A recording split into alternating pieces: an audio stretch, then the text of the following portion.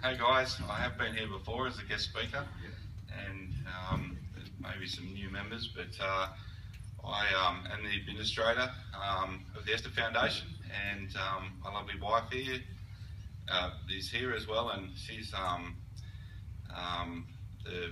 heart of the organisation, I guess, and sort of the founder of the organisation. And it sort of got to a point in 2005 where it got too big for our bedroom at night to resolve all the duty of care and problems and issues and whatnot for 30, 40 girls. And so I left my job and became administrator and set up the foundation, even though the work was already going. And so we have probably 46 or 7 girls in our care today, up to 50 across 10 houses, predominantly in this area. And it's not without its challenges, to be honest. We see some pretty sad stories come through the organisation, but it's very fulfilling because we see some very powerful stories come through the organisation, and we're very encouraged by that, and it keeps us sort of going. I've got 3 lovely ladies here today, a couple of graduates and a former program participant who were all part of the basketball program.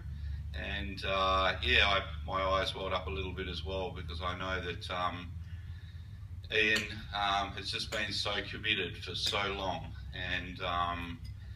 And you know, one of the highlights for the basketball program was, the week before last, they got flogged by 65 points, so that's not a highlight. And I've taken phone calls on a Saturday afternoon where the girls have been flogged by so much that Ian's actually said, look, I don't know if this is good for them anymore. And it's tough. Then you get the premierships out of nowhere. I've been to a few of the grand finals, and I don't know what those girls were on that day, but they went from bottom to top premiership team in half an hour or whatever it was, and quite miraculous really. But yeah, they got flogged by 65 points Saturday a week ago. Sunday night they played at half time at the NBA championship at the arena, one of the finals. So it was Hawaiian half time, and so we got contacted last Wednesday, and the girls all got fitted out in basketball clothes, and when the Wildcats were playing the Taipans on Sunday night at the arena in front of 15,000 people, we got the Esther All-Stars. So we got some past players and the current team, and they got out centre court 5-on-5 for 5 minutes, and all their friends and family were allowed to come, and there was food and everything like that provided by Hawaiian. And so there are some lowlights, and within 7 days of the lowlight, there was probably the biggest highlight in the history of the program. But look, I just want to thank Ian for his commitment.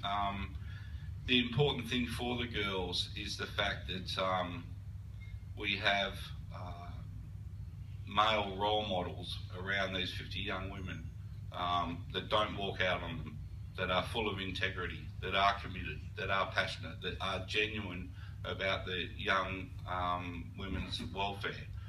And I think Ian can speak about that when he comes up himself, but to be that committed for a decade or two for a guy that's got a pretty busy life is sensational. And the thing I love about Rotary is when I go down south, I'm at Margaret River, and I swim out to that little buoy in the bay there, and I swim out there and I lie there by myself in the sun. It's got provided by Rotary, Then I go for a bushwalk somewhere and I get a bit puffed, and I find this seat up on a hill overlooking something that says, oh, provided by Rotary, It's like, so Rotary do some pretty good things, and they've even impacted me. But to actually have an award today that facilitates somebody that has just been so committed to our community, and that there's an avenue for that to be acknowledged is just fantastic.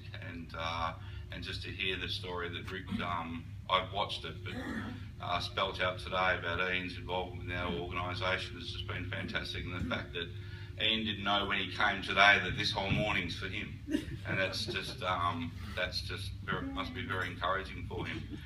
enough from me. I've got three ladies with me. I've got Gemma.